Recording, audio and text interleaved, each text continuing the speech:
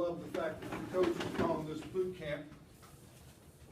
I don't know if any of you guys might have had a great-grandfather that wore these, but my dad wore these in boot camp as he was preparing to go over to the Eastern European Theater to protect our country. He marched around these in the forest, in the snow. They had to keep moving at night because their feet would freeze off. My dad went to be with the Lord about 10 years ago. I got these boots out of the closet. They still got some dirt on the soles of them. But they're up in my living room because I want my family and I want everybody I meet to remember the greatest generation that literally risked their lives so we could enjoy stuff like football, okay? All the stuff we enjoy. And it's a privilege to have a few minutes to share with you guys. Watching the off-season drill reminds me of just some great memories of my coach. I'll never forget the day that I asked him to try out. I'd gotten cut in 7th grade from football. The coach told me to find another sport. I'd get hurt. But I wanted to try in high school again. And my sophomore year, I went and knocked on the door in July, and I said, "Coach, could I have some cleats to start getting ready for camp?" And he took me in the locker room, gave me a set of cleats, and I'll never forget that little act of kindness. I went and got those cleats, wore them. I wore them out, getting ready for 2 days, like some of you guys have. I'll never forget the day that I had a headache all day, and I went into his office and I said, "Coach, I got a headache. I think if I do a drill, something might happen." And he pulled out an aspirin from his drawer and he said, "Here, go to the trainer and have him tape this on your forehead. I'll see you at 2:30, suited up and ready to go." I said, "Yes, sir." And I had one of the best practices I ever had. See that little lesson right there? I still think about that today when something hurts, something's hard. And I was not big enough to get a college scholarship, so I asked Coach R.C. Slocum if I could try out for the Aggies. And he gave me a chance as a walk-on player. And if you want to learn about unbreakable and relentless and all that stuff, be a walk-on back in 1979. Although this camp's pretty tough too. I had a pretty good fall camp, and in 1979 as a freshman at A&M, if you couldn't redshirt, so you wanted to play. The only way you could redshirt is if you got hurt. So you wanted to play in a varsity contest. We were playing SMU, and Coach Slocum said, "I'm going to get you in the ball game sometime at the end of the game. You be ready." So 4th quarter, I'm buckled up. I'm following around like a little puppy dog. And as a linebacker, of course, A&M, SMU had the ball. We're on defense. I'm ready to go. He says, "Payne, next play." So I'm ready to go. And I can remember it like yesterday. The SMU quarterback turned around like this to run an option, and he fumbled. And I don't know if you've been to Kyle Field, but Kyle Field went crazy, right? Because we wanted the A&M wrecking crew to recover the football. Everybody wanted A&M to recover the ball except one guy. Who do you think that was? Me. Why? Because I wanted to play so bad. Just like you guys, I wanted to make one play. And I didn't get to play. And it was so disappointing to me. I'd been praying about it. I've been thinking about it. I said, "Lord, come on, just one fumble could have gone the other way. It wouldn't have mattered in the outcome of the game, and I would have gotten to play, and I would have shown them as a freshman that I can play football in the Southwest Conference." Well, fast forward. Next year, I got moved to tight end, played a little bit, got put on a scholarship, so not bad for a walk-on, but still wasn't playing linebacker. Next year, got moved back to linebacker, had a hamstring injury, didn't get to play a lot, held dummies quite a bit. It was hard. There were a lot of days when I was ready. I had the Highway 6 look. And the Highway 6 look went both ways. What that means is you're kind of on the verge of wanting to pack your bags and go home. And I somehow decided to keep playing. Next year, got moved back to tight end, end up behind an All-American who gets hurt. So I start at tight end. So not a bad run for a walk-on. Scholarship, I start not at linebacker, but tight end. End of the season, Coach Jackie Sherrill calls me in the office. He says, "Jeff, the Southwest Conference just changed a rule. If you were a freshman in 1979 as long as you didn't play even one down in a varsity contest, you're eligible for one extra season of Southwest Conference varsity play. I'm going to change our defense from the 4-3 to the 3-4. I think you and Billy Cannon Jr. was a great athlete we had from the offense. I'm going to put you guys at outside linebacker, and we're going to start playing defense at Texas A&M.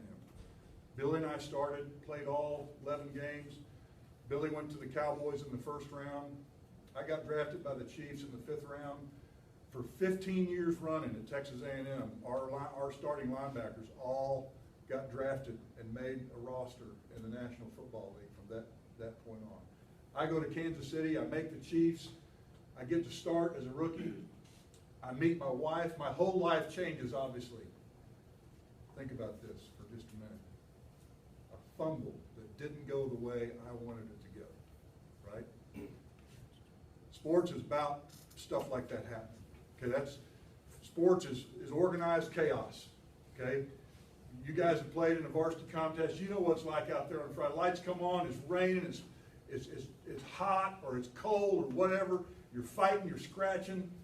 You're trying to find a way you never know how the ball's going to. Think about the football. Football is the only sport that has an oblong ball. Okay, every other sport, golf ball, you can predict how it's going to go. Basketball, tennis ball, softball. Football is the only sport that you never know how things are going to play out. And sometimes you got to wait.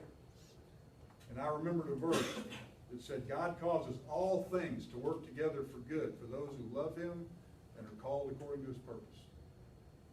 And there was a higher calling than just to be an Aggie football player. I wanted in some way to represent him.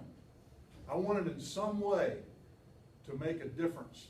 I wanted there to be something different about my life because I hung in there in spite of being a walk-on, in spite of not having some of the abilities and talents that other guys had. My rookie year, one last story to share with you. We're playing the Buffalo Bills. I'm down on the field a little early. And I'll back up. During the summer of '82 when I was at A&M, I worked at a camp up in Missouri, and I met a guy named Todd Wagner. He and I were co-counselors together. And Todd joked, he said, my dad's an NFL official. And maybe someday when you're playing in the league, he'll call one of your games. And we both laughed. I was still a backup linebacker at that point. Well, that day before we played the Bills, a referee comes jogging up to me. And he puts his hand out and he said, Jeff, I'm Charles Wagner. I'm Todd's father. How you doing today? I said, Mr. Wagner, I can't believe this. Your son and I had a conversation about you calling a game someday. He said, I know. Todd already told me. We talked, we chatted, and before I went to warm-ups and he went to his officials meeting before the game, he winked at me and he said, let me know if you have any trouble out there today. Patted his yellow flag, all right? I'm a special teams guy. That was one of the things I was good at A&M. And so my job, besides being a linebacker, I was a cover guy, the right guard. So I make sure nobody breaks through the rush. And then when I do, I release, to get in my lane. I'm down the field so the return is minimal, right? In fact, ideally, we hit them so hard back in the day, dash for cash. First guy that makes a lick gets $100. Guy for cover to fumble gets 500. I mean, it was fun in the pros. You know, you're down there, and this guy that was over me figured out a way to hold my my face mask and pulled me out of the lane, and they came right up my lane for 7-8 yards more than they should have. Picking on a rookie, okay? Next time, does the same thing. Third time, I remember, Mr. Wagner, he said, let me know if you have any trouble out there. And I said, Mr. Wagner, I said, would you watch number 58, please, on the return team? And sure enough, next play, guy does the same thing. Big, tall, savvy linebacker, must have been 240, grabbed my face mask, not only pulled me out of the lane, but pulled me down to the turf. They come up about 20 yards. My coach is, I'm thinking I'm going to get cut. I look over there, and there's a yellow flag. Yes! Mr. Wagner, hold me. Number 58 on the return team, first down. I go, yes! And I started to think, first of all, Mr. Wagner gave me the invitation to ask him for help. I shouldn't have waited so long. I was getting held up. And guys, there's a lot of stuff in this world that can hold you up and keep you from making plays. Everybody knows what I'm talking about. There's number 58s. They come and coaches talking about different signals from different places, the internet, from a friend that may not be running with the right crowd, from maybe a parent that hadn't treated you well. You know what? My wife grew up in an abusive home. I get that. That's hard. That's number 58. That's hard to get over. But you've got coaches.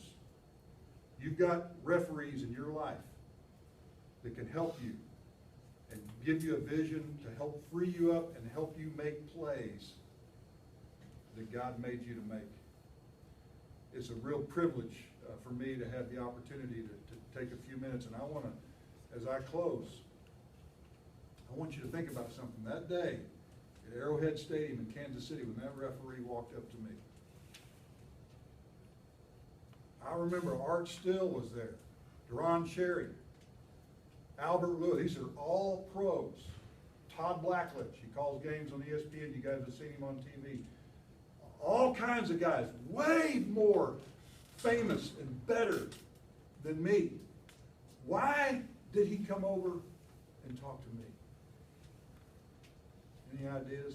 All because I had gotten to know his son. He who has the Son has life. It's a verse in the Bible. I'm not here to preach to you, but I'm here to tell you that you want to get to know the one that made you and sent his Son to die for you. Thank you guys for your opportunity to hear me today. I'm so proud that you're here. You guys are going to make a difference. If I'd have had your coach, I might have been All-American. I might have got a scholarship.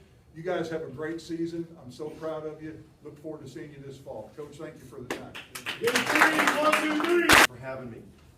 It's always a pleasure and an honor to come and speak to football teams. I travel the country speaking. My biggest engagement this past year was 18,000 people. This is more intimidating than 18,000 folks, guys, okay? A little bit of backstory on me is if you guys can't figure it out, obviously you're blind, but I'm different than everybody else here. I'm different than most people you know. I was born with one arm and wore prosthetic, et cetera, but was blown or thrown another wrench in my life or another obstacle is when my grandmother passed away in 1985, I was blessed with a stuttering problem. And the way I say it is that because she and I were so close and because her death was so traumatic to me, it's kind of how she stuck with me for the last 30 years now. And I'll trip over words every now and then. But to kind of talk with you about the story I bring, guys, is a little bit different. Not, blessed like you guys having two arms, being big, strong. I've had to overcome some sort of obstacle every day, okay? Went to Klein High School. Y'all know of it. Y'all heard of it.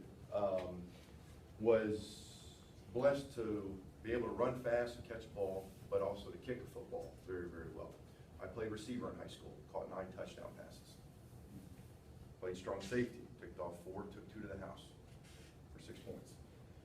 Was put on varsity my junior year as the kicker and realized that I was blessed to put a ball through a big H or a big L or whatever you want to call it. So I started to hone my skill.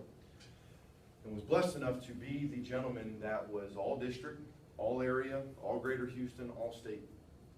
Because of my academics, which you guys are being preached to heavily, I had to go to the JUCO route because my academics weren't that great. And I can try to instill in you enough, but you will hear it more and more and more. Your first 3 years are your most important grade-wise. And I had to go to Blaine Junior College. When I first was approached, I didn't want to listen to the idea. It was JUCO. I thought, it's a blow to my ego. I don't want to do this. When I go to Blaine Junior College, you are in a full-flown game every day of practice. You're trying to get on the green as quickly as possible. You're only there for 2 years. For my freshman team alone, 11 of us went on and played pro football. That's telling you anything about the quality of talent. After Blaine was blessed to go to Arkansas State University. At the time, wasn't a very well-known university, wasn't very good, but it was an opportunity to play Division I football. My senior year, in the first 6 games, we played 3 Heisman Trophy candidates. We were 1-10 on the year. Just to give you an idea, NC State, Oklahoma, TCU, Memphis, Ole Miss in the first 5 games. No less than 90,000 people. That's freaky. Out of 90,000 folks boo you because you run the field. That's scary. In April, And now, I graduated in 2000. I was all conference. I was one of the top rated kickers going into the 2001 draft. But I'm gonna go back and I'm gonna talk about some of these numbers. First one is what I bench pressed when I walked out of high school. It was 135 pounds. You guys are into this whole body shaping thing. Y'all are in that protein shake stuff and those supplements, that creatine. I was never that guy, so I was never big, but I knew that my legs were gonna take me a long way. So I've got pretty strong thighs and calves, okay, so. But when I walked out of college, that was my bench press. One-handed. Some of your mouths are already dropping, and I love it. I'm gonna blow your mind even more here in a second. In March of 2001, every college has a pro day, which you see on ESPN, and they make it a big deal now. When the scouts came to Arkansas State, we had 4 of us which were of possible NFL potential. And when you first start going through your pro day, you're doing a bench press rep or a max out of how many times you can bench press, either 185 or 225. The scouts wanted to see what I could do first in the way I bench pressed, so they took all the weight off the bar, and I showed them how I did it. They both agreed that it was good. And they asked, do I want 185 or 225? I said, 225. That's how many times I rep 225 pounds. I was stronger than 3/4 of my football team, and I had half an arm. So we go outside for 40 times. You only get 2 chances. I was clocked at that both times. Go ahead, hide your face, it's cool, I like that. The scouts were both blown away that a kicker was running a 4.39 40. I was one of the top 15 fastest players in the 2001 draft. I was white, I had 1 arm, and I was a kicker. They were like, there's no way this is happening. But it was.